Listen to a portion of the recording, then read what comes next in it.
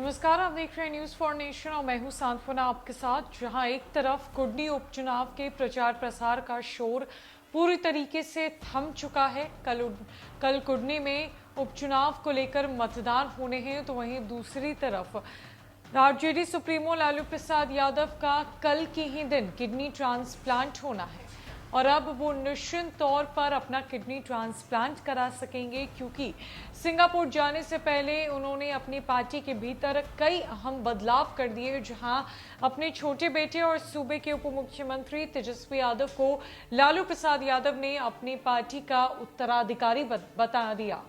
ऐसा इसीलिए क्योंकि उनके जाने के बाद उनके परिवार को किसी तरह के विरोध का सामना ना करना पड़े, और यही एक वजह भी थी कि राष्ट्र कार्यकारिणी के गठन में लालू परिवार को शामिल किया गया।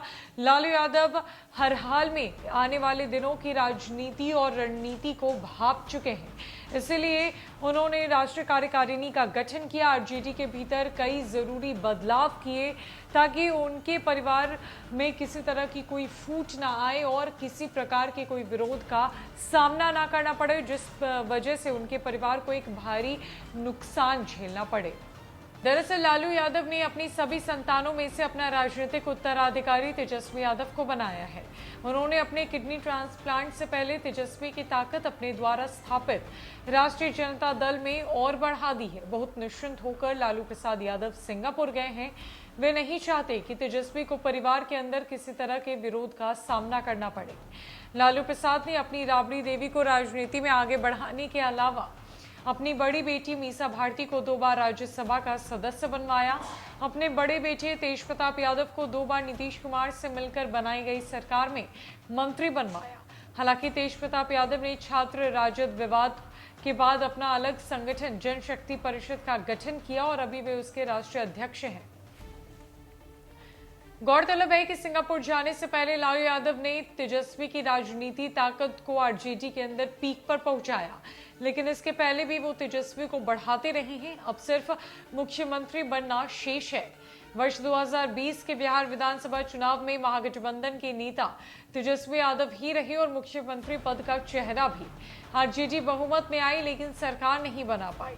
तेजस्वी नेता प्रतिपक्ष बनाए गए। विधानसभा चुनाव से पहले भी जब लालू तेजस्वी की सरकार बनी थी, तब लालू प्रसाद ने तेजस्वी यादव को ही आरजेडी की तरफ से उप मुख्यमंत्री बनवाया था। तभी तय हो गया था कि लालू यादव के असली राजनीतिक उत्तराधिकारी तेजस्वी यादव ही हैं।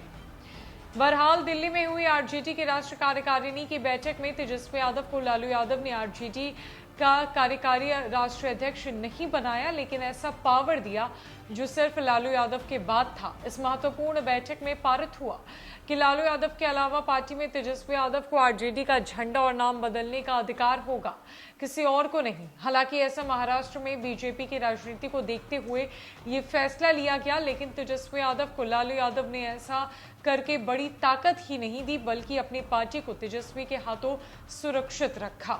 लालू यादव ने मंच से ही कह दिया कि नीतिगत बयान केवल तेजस्वी ही देंगे। हालांकि विधायक दल की बैठक में यह फैसला लिया गया था, लेकिन मंच से लालू यादव के बोलने का अलग मतलब था। अब लालू यादव ने तेजस्वी को लगातार आगे बढ़ाया, लेकिन तेजस्वी यादव ने भी इसे साबित कर दिया कि वे सही मायने में असली उत्तराधिकारी हैं। विधानसभा चुनाव में युवाओं को नौकरी देने का एजेंडा जो उन्होंने सेट किया, वो अन्य पार्टियों के एजेंडे में भी शामिल होने लगा। जो नीतीश कुमार ये कहते थे कि कुछ लोग 10 लाख नौकरी देने का वादा कर रहे हैं, लेकिन ये नहीं बता रहे कि इसके लिए पैसे कहां से आएंगे। जिसके लिए जेल गए उसी पैसे को निकाल कर नौकरी देंगे क्या? तेजस्वी के साथ मिलकर सरकार बनाने के बाद नीतीश कुमार का बयान बदल गया। अब नीतीश कहते हैं कि 10 लाख नौकरी और 10 लाख रोजगार हम लोग जरूर देंगे। लोग समझ रहे हैं कि ये तेजस्वी की जीत है। तेजस्वी तेजी से अस्पतालों की स्थिति को बदलने में लगे हुए हैं। साथ ही साथ आरजेडी कोटे के मंत्री चंद्रशेखर स्कूलों की स्थिति को बदलने में। तेजस्वी यादव को जब से लालू प्रसाद यादव ने आरजेडी की कमान संभाली है, तब से हर बार हर वक्त तेजस्वी यादव ने खुद को प्रूफ किया है। लालू यादव के रहते आरजेडी के भीतर तेजस्वी यादव ने विधायकों की संख्या बढ़ाई है, उपचुनाव जीता है। उन्होंने अपने नेतृत्व में साल 2020 का विधानसभा चुनाव लड़ा, वो भी एक अलग एजेंडे पे, जिसने सबका ध्यान अपनी ओर खींच लिया। अब तेजस्वी यादव की रणनीति, उनका संघर्ष और उनके पेशेंस का ये नतीजा है कि आज नीतीश कुमार ने तेजस्वी यादव के साथ मिलकर सरकार बना ली और आरजेडी की एक लंबे वक्त के बाद सत्ता वापसी हुई है। और ये एक साबित करता है कि लालू यादव ने सही मायने में तेजस्वी यादव को उत्तराधिकारी चुनकर सबसे सही फैसला लिया है। और यही एक वजह है कि वो इसी तौर पर निश्चिंत होकर सिंगापुर गए हैं, ताकि तेजस्वी यादव के हाथों में कमान है और आरजेडी को कोई नुकसान नहीं होगा।